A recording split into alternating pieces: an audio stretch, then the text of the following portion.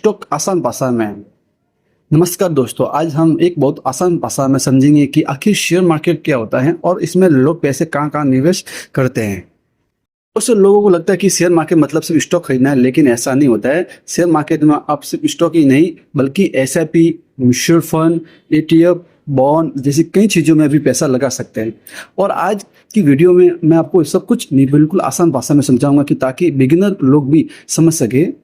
ठीक है दोस्तों, तो ये शेयर मार्केट क्या होता है पहले ये समझना जरूरी है। तो दोस्तों, मान लो किसी कंपनी को अपना बिजनेस बड़ा करना है, ठीक है, तो कंपनी लोगों से पैसा लेती है और बदले में कंपनी का एक छोटा सा हिस्सा देने को देती है। इसी हिस्से को कहते हैं शेयर या स्टॉक। ठीक है, जैसे अगर आपने किसी कंपनी का शेयर खरीदा तो आप उस कंपनी के छोटे मालिक बन जाते हैं। सीधी बात है। और सरल भाषा में, अगर कंपनी आगे बढ़ती है तो आपका भी पैसा बढ़ता है, अगर कंपनी नुकसान में जाती है तो आपका भी पैसा घट जाता है।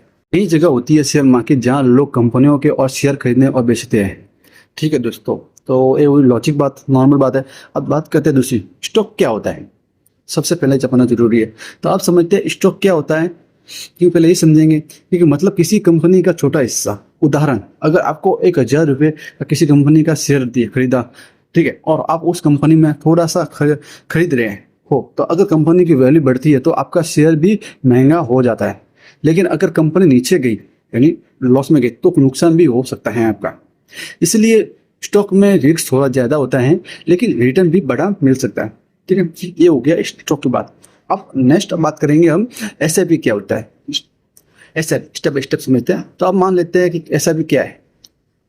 एसआईपी यानी कि सिस्टमैटिक इन्वेस्टमेंट प्लान। ठीक है दोस्तों, इसमें तो आपको एक साथ बहुत पैसा लगाने की जरूरत नहीं होती है। अब हर महीने 100, 500, 1000 जितना अच्छा उतना पैसा निवेश कर सकते हो मंथली, महीना। ठीक है दोस्तों, ये पैसा म्यूचुअल फंड में जाता है और एक्सपर्ट के लोग इस पैसों को अलग अलग कंपनियों में निवेश करते हैं, क्योंकि सब एक्सपर्ट्स बैठे रहते होते हैं। तो ऐसा भी उन लोगों के लिए अच्छा है जो धीरे धीरे पैसा बढ़ाना चाहते हैं, स्टेप बाय स्टेप मंथली, ठीक है, और 10% एक्स्ट्रा करके।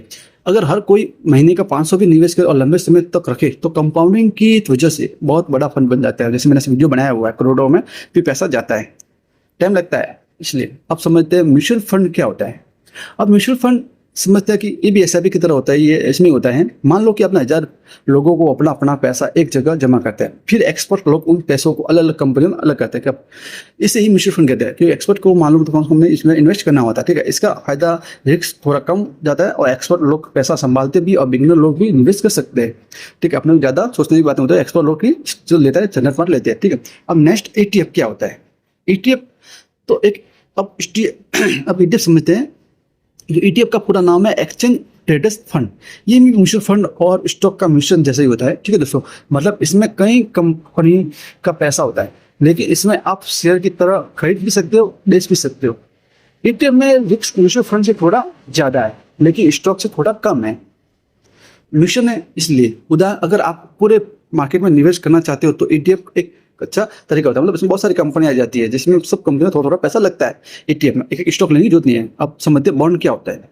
बॉन्ड आप समझते हैं कि बॉन्ड में क्या होता है। बॉन्ड भी सिंपल ही है। बॉन्ड का मतलब आप सरकार या कंपनी को पैसा उधार देते हो, जैसे आप देते हो लोन पे, किसी को पैसे देते हैं ब्याज पे, बदले में वो आपको ब्याज देती है। ठीक है, उदाहरण के लिए अगर आपने 10,000 का बॉन्ड लिया तो कंपनी या सरकार आपको कुछ साल बाद पैसा वापस देती है और साथ में इंटरेस्ट भी देती है। मतलब बॉन्ड में रिस्क कम होता है, लेकिन रिटर्न भी थोड़ा कम होता है, क्योंकि फिक्स परसेंट पे होता है। 5%, 10%, 12% इस पर पैसा मिलता है। ठीक है, ये वही बात।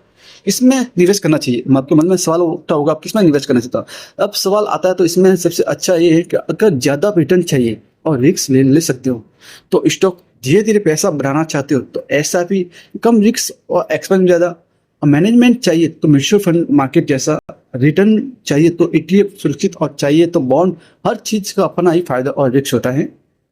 ठीक है दोस्तों, तो इसी तरह से आप पैसे इन्वेस्ट कर सकते हो। ठीक है दोस्तों, अब लास्ट एंड में मैं आपको यही बताना चाहूँगा दोस्तों। तो दोस्तों, आज आपने समझा कि शेयर मार्केट का स्टॉक ही नहीं, इसमें अंदर SIP, ETF, म्यूचुअल फंड और बॉन्ड जैसी कई चीज़ें होती है। ठीक है, आप इसमें से भ्रम से बाहर निकल के अगर किसी सही जानकारी के साथ निवेश तो धीरे धीरे और वैल्यू बनाई जा सकती है। ठीक है दोस्तों, अगर वीडियो पसंद आया हो तो लाइक, कमेंट और सब्सक्राइब कीजिए, और नेक्स्ट वीडियो किस में जानना बताइएगा, कमेंट करके बताओ अगला किस टॉपिक पर बात करनी है मेरे को।